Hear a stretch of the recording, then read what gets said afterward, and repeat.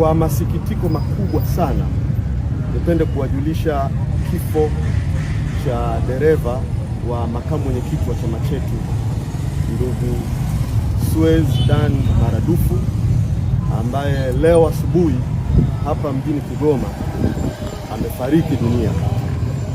Ndugu Suez amekuwa dereva wa makamu mwenyekiti wa chama chetu bara Mheshimiwa John Heche kwa muda mrefu sana, na kifo chake kimetokea katika hoteli lodge aliyokuwa amefikia mapema leo asubuhi. Wenzake pamoja na makamu mwenyekiti mwenyewe Heche walijaribu kumpigia simu, hakuweza kupatikana, na tulipomfuata hapa tulikuta mlango umefungwa, na ndipo tulipochukua hatua ya kulijulisha jeshi la polisi.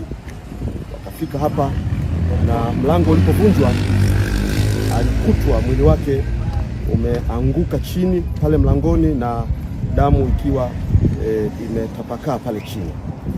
Kwa hivyo hivi sasa mwili umepelekwa kwa ajili ya postmortem kufanya uchunguzi na kujua nini hasa kimetokea na kimesababisha kifo chake. Niwape pole sana familia ya ndugu Suez, pole kwa makamu mwenyekiti wa chama chetu, na amekuwa sehemu yetu katika safari na harakati zetu nyingi.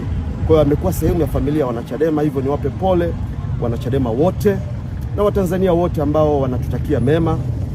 Na baada ya uchunguzi ambapo mawakili wetu Deo Mainila pamoja na Dickson Matata watakuwa sehemu ya mchakato huo wa postmortem, basi tutapata taarifa nyingine za ziada na kufahamu nini hasa kimetokea kwa dereva wa makamu mwenyekiti wa chama chetu ndugu Suez.